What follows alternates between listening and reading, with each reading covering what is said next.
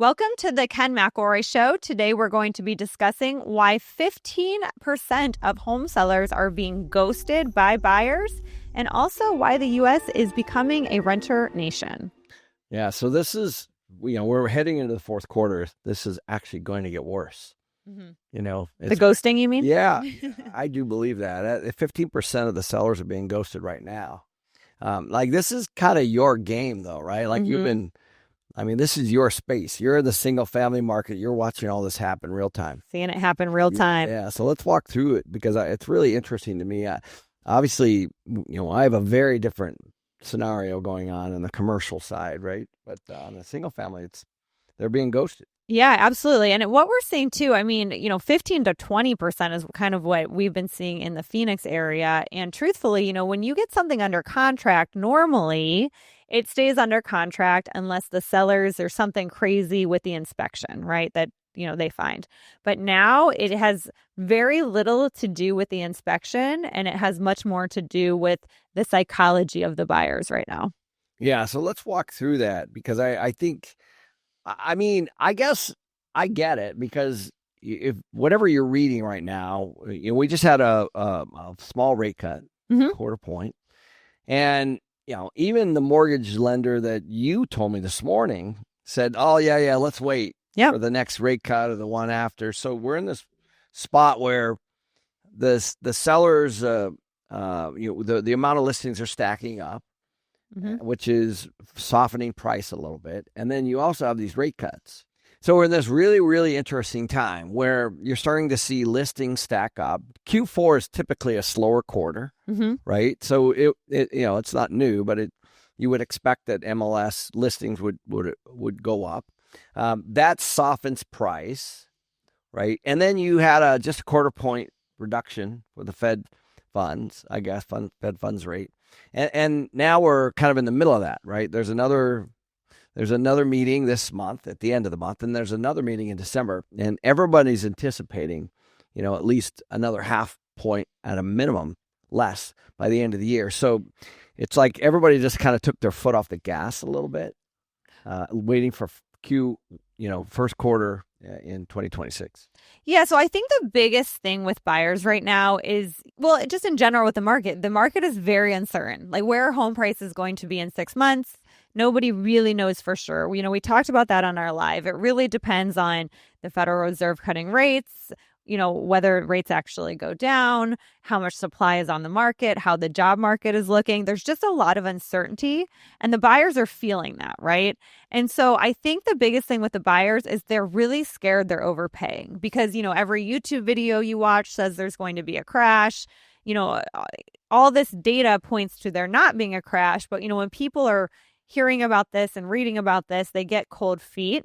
And they're really afraid that if they buy something, it's going to go down. So I think a lot of buyers, when they get into this something under contract and they're in this 10-day inspection period where they can back out for just about any reason, they are getting cold feet. But the numbers are proving otherwise.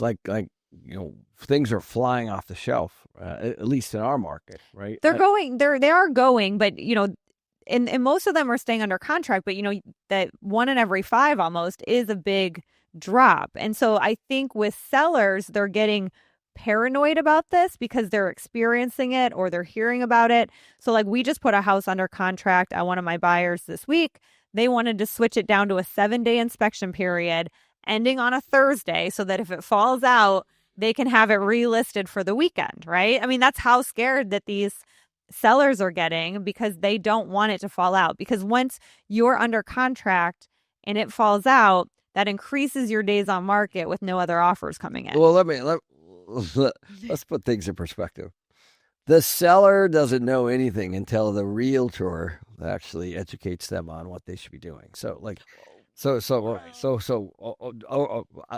they've most experienced it. Most sellers aren't tracking the market like no, but this seller has already had this happen. Oh, so that's what I'm saying. Like okay. 20, you have PTSD. to think 15% of sellers are experiencing this. So then they have this PTSD. It's going to happen again. Okay, so hurt me once, it's on you, but hurt me twice, it's on me. Yep. All right, but also I would imagine that experience sales professionals out there are also probably educating their sellers to try to not fall into that trap too, because they're on the other side of that, the ones that are listing or the ones that are representing. It is. But, like I had a crazy story, actually. I was dealing with a cash buyer. He wanted to offer as a backup offer on this house because they were under contract. I couldn't even get the realtor to call me back. I have a cash buyer for a $950,000 house. Can't get the realtor to call me back. Called, texted, whatever. Finally texted me the next day that they already have an offer. No big deal. Well, guess what? That offer fell out. Guess what? Realtor's calling me, begging me basically to have my client offer on a home. My client already bought another home. Well, that's just an idiot with a capital I. I don't know what to say about that. Well, you know what I mean? Like that's just somebody that's not a very good business person, because you know. No, but realtors are coming to this realization too, because it is not normal for this many listings to be falling out of escrow, right? So everyone's adjusting to this new way of the buyer. I mean, the real way. Yeah. Like, this is actually how business is supposed to be. It's you're not supposed to, this is actually a refreshing discussion right here, because it's like finally the world like shows up the way it's supposed to be. If you're going to be successful in this world, you have to return texts, you have to return calls, you have to be responsive, you have to do everything for your client. And in this case, that realtor, we should say what his name is. Well, you know what? I actually had a lot of joy responding to him.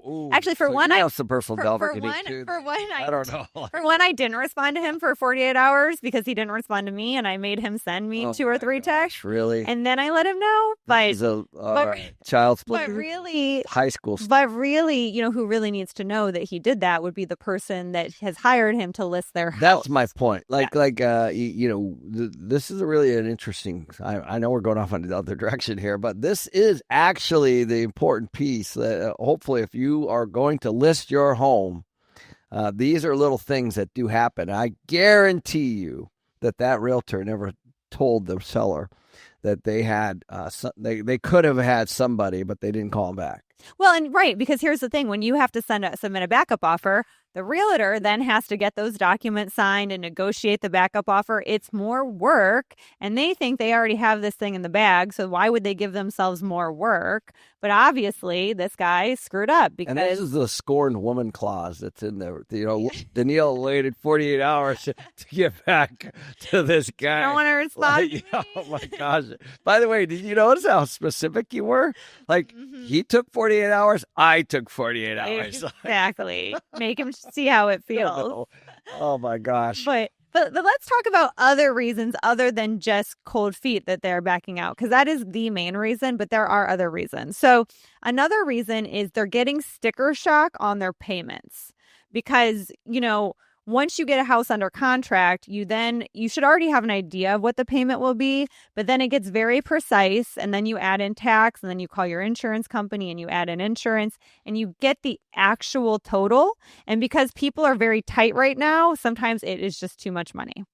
Well, I think, again, we touched on this. We talked a little bit about HOAs and the costs and the operating expenses and all that stuff. And you guys probably know, if you don't, the condo market is flatlining, even declining right now because of the rising HOA costs. And so this is a very similar scenario, because HOA costs are public.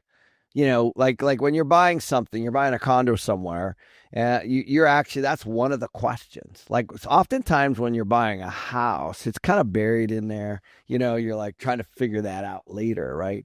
And there was a really, really good study that was done recently. Actually, it's almost a year old now. They said that the operating costs, this is non-mortgage, are about $1,500 a month on the average. That's everything. That's insurance, property taxes, that's your, the ongoing maintenance and all the little things. So those are real numbers that you oftentimes, especially first-time home buyers. Don't you remember the first time you buy a house, you're like, you put all your money down and then you have no reserves and you're like, okay, I hope this darn thing cash flows. And then it does. And then maybe you get, I don't know, a few $1,000s and then immediately goes away from a plumbing leak. Yep. Yeah. Right. So this is real stuff. Well, and I think that brings us into topic number 3, which is inspection anxiety. So I've seen this with my buyers is there's a lot of anxiety around the inspection and they're hypersensitive to these risks, right? Because one thing about owning a home that we talk about is you want to have money for reserves even after you buy it, because inevitably you are going to have a plumbing leak. You are going to have things break. You are going to have to put money into it because you own it. So what I'm seeing is a lot of buyers will say, oh, the HVAC system's old. I want a $3,000 credit for that. Well, that's not really how things work. If it's working fine, it's really hard to get a credit on something that is just old. But they're asking for that. And then when the seller is not granting things like that, the deal is falling through. Well, everything's old after a year, right? So it's like it could, where do you draw the line, right? Mm-hmm. Okay. And so that is an interesting point because I know that's happening. Mm-hmm. And they're using those things that aren't even broken as ways to negotiate or back out of contracts. Well, and it's partially a realtor issue too on this because, you're supposed to account for the age of everything in your offer because, now the buyer, they've paid for the inspection, they've paid for the appraisal, they're out a lot of money. And then they shouldn't think that they can negotiate these things. If they want to try, it's okay, but they shouldn't think that it's going to work because they're putting all this money in the front end. So you really need to be negotiating that on the front end of your offer, not on the back end of your offer. Yeah. Yeah. And I think, who you pick as an inspector is, can mean a lot as well. Yeah. Oh, yeah. Right. The choice of inspector. People, it's so funny. I have buyers and well, your guy's like $200 more than this other guy. And it's like $200 for a good inspector versus an okay inspector. That's like, nothing. Yeah. And I guess the old days, there was like red, yellow, green, right? Red would mean these are things that need to be done right away. Yellows are things that, you're going to have to deal with in the next, 3 or 4 or 5 years. Green are fine. And what's happening is it's bleeding into the yellows, right? They're making assumptions and predictions on the stuff that could happen. And it's not actually a bad thing to discuss, but as a seller, you just got to be prepared for that. Yeah. Sellers just, like as we talk about, most sellers don't have to sell right now. So, they're not going to take maybe an offer that's lower than they wanted, and then they're going to take another $5,000 or $10,000 off for repairs that aren't even needed. They're just, most of them are not going to do that. Yeah. I think this is going to be a absolutely fantastic time to watch listings stack up, to watch prices, I would say soft, gets a little bit softer here in Q4, and rates are going to go down. So I think it's going to be one heck of an incredible first quarter 2026 for just active stuff going on. Yeah, right? We're seeing listing sales pick up big time for even a couple months ago. So it's a really good time to be looking. And it's not a bad time to actually have your foot off the gas a little bit and be looking. Even I was talking to Danille. Danille knows, I'm in the process of looking at some refinances, but I'm waiting. I'm not even gonna. I told the guy, I'm gonna wait until after the Fed meeting at the end of October, and then there'll be another one in December. Now, if we're lucky and if they go down, great. But that'll help a lot. Because if you're doing fixed rate long-term mortgages, let's just don't gloss over this. A half a point is a lot of money over 30 years. Yep, it is. Right, it's a lot of money, right? Depending on your price. So these are not small things. Think about it'd be like you walking into a store and trying to buy your kid a bike, and there's going to be a sale at Christmas. That's essentially what's happening. You're going to I'll just wait until the holidays roll around or Black Friday or whatever and see what kind of a deal I can get. So that's actually what's happening right now. Mm-hmm. Yeah. And some people are preemptively buying, knowing rates will most likely come down. But the other thing that's holding these buyers back is their job and income uncertainty. Yeah, this could get worse if the economy does not pick up. Yeah, there was a Wall Street Journal article that came out that talked about the unemployment rate for kids in their 20s is double the unemployment rate. Like it's in the 8-9%, depending on your age. But let's say you're 24, 25 years old. It's not good. Mm-hmm. And now, while most of those are renters, I get it. A lot of people are trying to save money. they're moving toward that. My son is Kyle's just not 30 yet, but he's still renting, right? And this is the next generation of home buyer. Yep. And I think it's a really important thing to watch, because there's an instability or instability, I guess, that is going to creep into the 30-year-olds here extremely soon, because there's a lot of factors that are making this happen. And as costs go up for you, as they go up for an HOA, or they go up for a homeowner, they also go up for business owners. Mm-hmm. And so business owners are saying, okay, how can I cut back next year? Even Ross and I, we've been profitable forever in all our multiple businesses, but we're taking a real hard look at next year, right? Also, like, how many people do we need in this department, and how can we do it more efficiently with AI, and how does this work, and how does that work, and just prudently doing that. And so a lot of business owners are also feeling the effects of higher rising costs, and so it has to come out from somewhere. Yep. Well, and I think this is another one. This is a big one. Is there is too many options, and buyers feel in control, and there's a lack of commitment because of that. If anything just feels off. Yeah, I know. It's a great time, actually. I know it's not necessarily a good time for a seller, but it's a really, really, really good time. And that's why I keep telling people, when you have a lot of options, this is refreshing to me, because it's been a seller's market for so darn long. Right. And so this is just coming back to what I would consider to be normal. What is normal is, market pressure.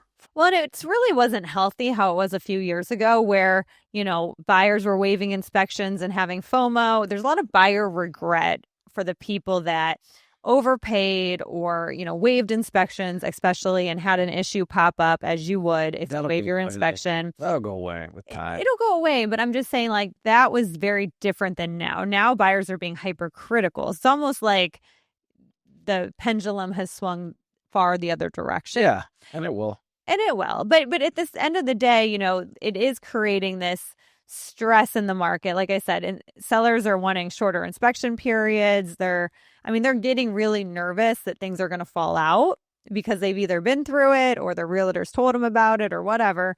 And it's fair. It's fair, because, 1 in every 5 almost is high to fall out. Yeah. And that's why I it's either a seller's market or a buyer's market, right? It's just moving. That's all. You're just moving. But the other thing that's very interesting, and I want to touch on this dynamic, is social and family influence, right? So a lot of people, we hear about there's going to be a real estate crash, like every YouTube video. But the truth is that nothing's indicating that, right? We're not seeing indications of that in the market. We are seeing indications that the market's slowing down, but not that it's going to crash.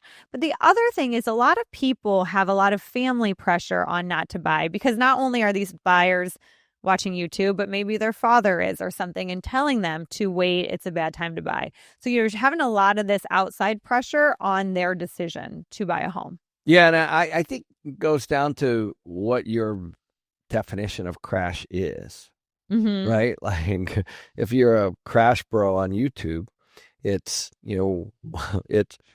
1/10 of a point of something that's actually meaningless. Well, you pick one house that dropped their price. Ridiculous, yeah. Right. So, and they take one small thing and make it into a negative headline. And I think that there are certainly areas that are more stressed than others. Mm-hmm. But I went through 08, 09, 10, and I went through a crash. And that's not my first one. And there are massive signs that they're not even close to showing up right now. And the biggest one, of course, are mortgage defaults.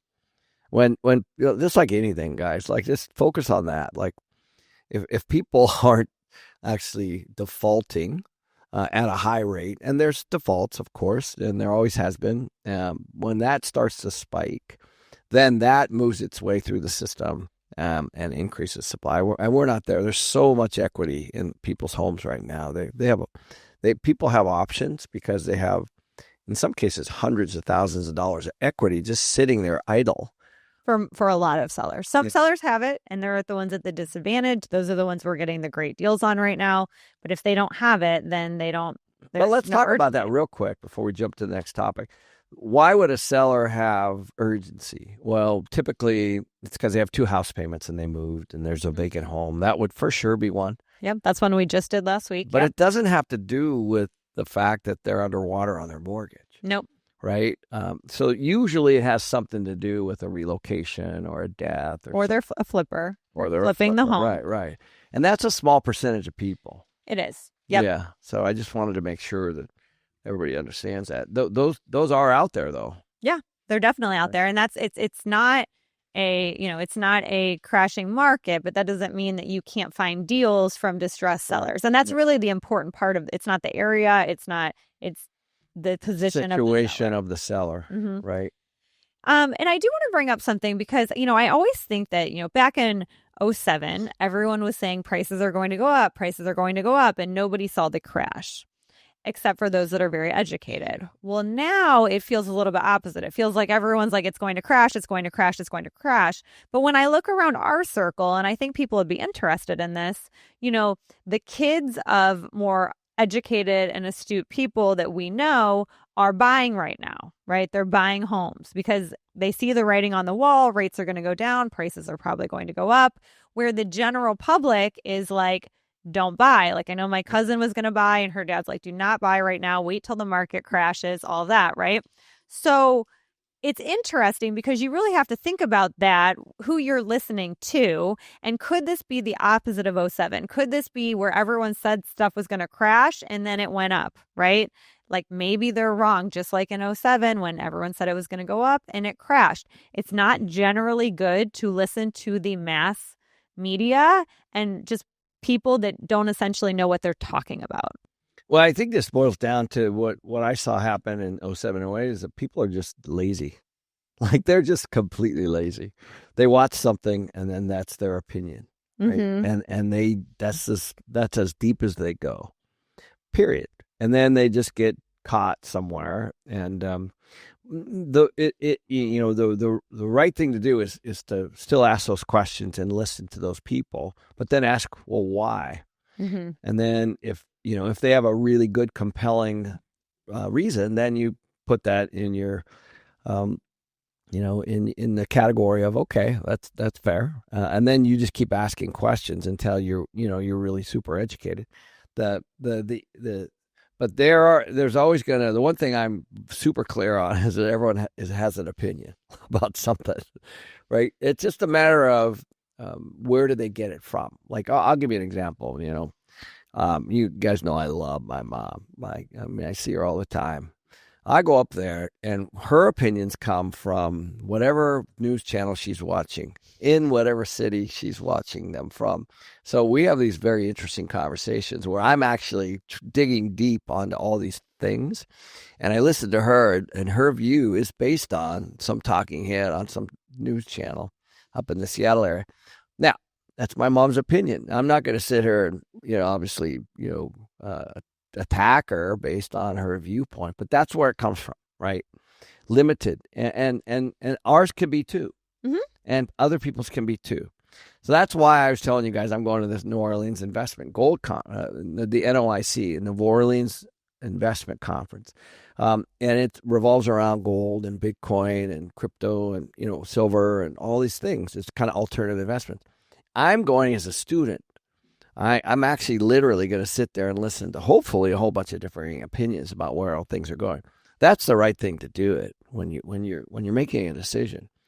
If you're just going to watch a 10-minute video and that's it, then that's really on you. Mm-hmm. Or even a bunch of 10-minute videos. You need to really absorb the watch. The algorithm knows, by the way. Yeah. Okay, this person likes negative crash videos. I'm going to feed it more. And therefore you're going to draw your own opinion on that. So, just be careful. I, by the way, as Danille knows, when I watch the news, if I do, I actually like to watch all the different opinions because it's actually fascinating, to listen to, like the two talking heads that, one's full red, one's full blue. And I do that actually so I can see their opinions. And I find that fascinating. And I actually learned something from both sides because a lot of times both are slanted.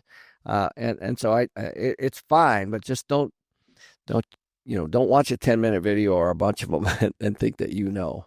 So we always talk about on our show how the U.S. is turning into a renter nation, but I thought it would be interesting to dig into why this is, because obviously affordability is the number one reason, but there's more reasons than just that. Yeah, and let me go up to 30,000 feet real quick before we dive deep into the numbers. And I think this is something that a lot of people don't really pay attention to as much as they should. The last I looked, we had like 350 million people in the United States, let's say. Okay, so that's, I would call the supply.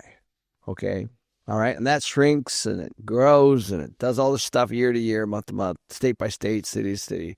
It's just important to understand that is the supply, and it could also be the demand. So it's the supply of people, or it could be the demand. Okay, so that's extremely important. So right now, the home ownership rate is around 65% of the people that are of age to be able to buy a home. Okay, so it's not all 350 because a lot of those are children. But the point is you start to get into the math here. Very, very, very, very important. So when there's 65% home ownership, and that goes to 64, and then to 62, and then even lower potentially. What happens is the renter side of the equation actually goes up. It goes from 35 to 36 to 37, let's say, or 38. Okay, why is that? Because that 1% is millions of people swing to one way or the other. And that's the issue. So you got to pay attention to the 65, 64, 63, or 65, 66, 67, which it did under Obama. It went up to 69. So these 1% adjustments are millions and millions of people making decisions. Do I rent or do I buy? And so that's why this is such a big topic. So I want you to look at it that way. And of course, it's different all over the place. In the U.S., it's different by state, different by city, and all these things, affordability, rent, supply, proximity to work, and all that stuff has to do with this. But it's just a really, really interesting thing. And what we are seeing is that it's harder and harder and harder to own a home financially. And it's having a tendency to move people into the renter category. And so that's kind of where we're heading next. Yeah, and let's talk about affordability because that's obviously the easiest one to point at. From December 2009 to December 2019, incomes rose 37% and home prices appreciated 60%. Okay, so there you go. So that's just from 2009 to 19. Yeah, and the good news around that is if you owned a home, you're in really, really good spot because your home ownership, your equity, all that stuff went up really, really, really well. Even if your, let's say your wage growth went up at the numbers that she was talking about. So now you're actually probably sitting in a pretty good position where probably not as much stress. But if you didn't own something. Well, and that's what I was going to say. So I think what shocked people, because from 2020 to 2025, wages went up 23% and home prices grew 50%. So basically, almost what happened in 10 years happened in 5. And we think that was so crazy from 2020 to 2025 with inflation, and it was. But realistically, about half that pace happened from 2009 to 2019. Yeah, and this is precisely why we do this podcast and this channel is because if you're on the hard asset side, then you actually probably have an additional cushion, right? If you're like that 35% of the people that I was talking about, you are actually in a little bit more trouble because the reach of moving into that hard asset side has gotten further and further from you. But also during that period of time, let's don't forget, we had pretty good rent growth in a lot of markets. So you had price growth, rent growth, low wage growth, not good. Just for everybody that's trying to get along. But think about that. So in 15 years, you had incomes grow 60% and prices of homes grow 110%. Yeah. So think about how much, I mean, literally your house would have you would have had, twice the money almost to pay for it, Correct. Right. So if you were in the business and you were, let's say, selling a house every 5 years, the overwhelming majority of your wealth actually came from being in the game, right? Mm-hmm.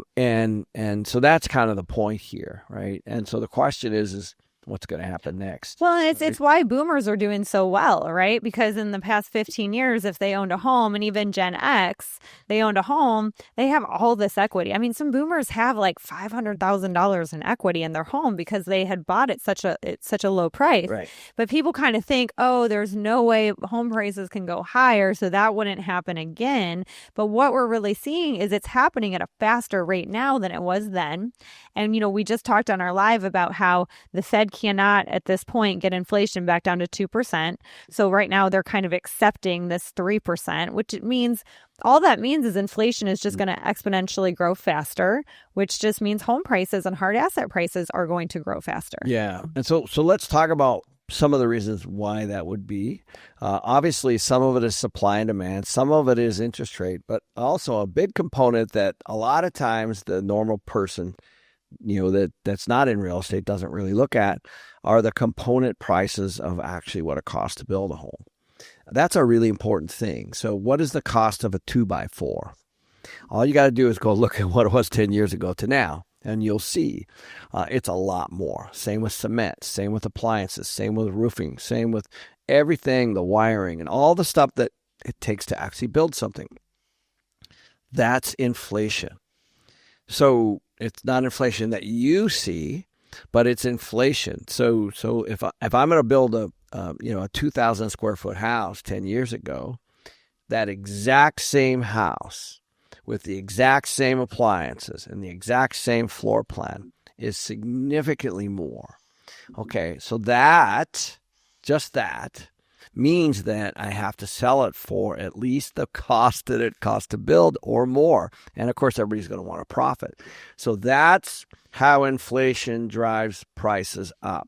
It's not just interest rates and all these other things and supply and demand. Certainly those are really, really important. But don't forget the cost of replacement, the cost of construction. This is also why your insurance costs are so high. Because you got an insurance policy 5 years ago. It was, $2,000 a year. Now it's $4,000 a year. Well, the replacement cost to the insurance has also gone up. And they're like, well, obviously you're incrementally, it just doesn't work for them. So this all has processional effects. And this is a big one. And so the question is, do you think the component costs of a home or whatever it is that you're going to do next is going to go up or down? And if you think it's going to continue to go up, then you're going to have rising prices, right? It's just really, really simple. Just think of that. And everything that you do now costs more. So the other reason that these buyers are, that want to buy homes are crunched is they have student loan and debt burdens that are significant. Yeah. And they've been on a roller coaster over that one. Yeah. First it was going to go away, then it wasn't, so I get it. Right. But again, this is debt. So there's a, I know you're going to talk more about debt. That is an important thing that actually takes you out of the game. Yeah, because when the bank looks at they look at your credit score, but then they also look at your debt to income. So they want to know, based on your income, how much debt do you have? What are your monthly payments? And can you then afford this mortgage? And right now, millennials and Gen Z, which are the two groups that are having a hard time buying homes, also have a lot of student debt. Millennials have about 40,000 on average, and Gen Z has about 22,000 on average. And the reason Gen Z is lower is because obviously they're not of the age to finish grad school and be burdened with those loans. Now, something I thought was interesting is even though millennials have $40,000 in debt, their average payment is closer to $200, while Gen Z's payment is closer to $500 on average. And the reason is Gen Z is getting battered with these high interest rates. They're translating into their school loans as well. Yeah, and I actually questioned Danille on this. I go, hey, I think this is a typo. How can somebody have more debt and a lower payment? And she said, I dug into this one. Well, but you have to think the millennials, when we got loans, because I am a millennial, the interest rates were super low because of, 2008 and all those things happening. And now interest rates are super high for these Gen Zers going through the same exact, process. It is something. And while I think the lower rates do help a little bit, they're still up in their 20s, right? On some of these credit cards and some of these other things. Yep. I actually got student loans, and I remember I was at like 3%. And it took me years to pay it off, and I did pay it off. But I remember I was like, oh, I'm glad this is a low rate. Right? Yeah. Well, and it's, everyone always debates, and it's a good debate, and we should have the debate again, is the value of college versus, the debt burden that it puts on you, because these kids with this debt, it's going to be harder for them to qualify for a mortgage, even if they save for the down payment. Yeah, I think the education system is going to be incredibly challenged here. It already is, but moving forward with all the online education of various forms, some's great, some's not great. There's going to be some emerging incredible education platforms. You already have to know this, especially with AI and ChatGPT and all that kind of stuff. So it's evolving right before our eyes. Not in every case, of course, but it is. And I'm a huge fan of education, but I do think the way that people learn need to be looked at. Yeah, because you have to look at wages versus inflation versus the price of college. The other thing that, these younger people have right now is they want the lifestyle flexibility. So this is another reason that's not associated with money necessarily that these Gen Zers and millennials aren't buying homes.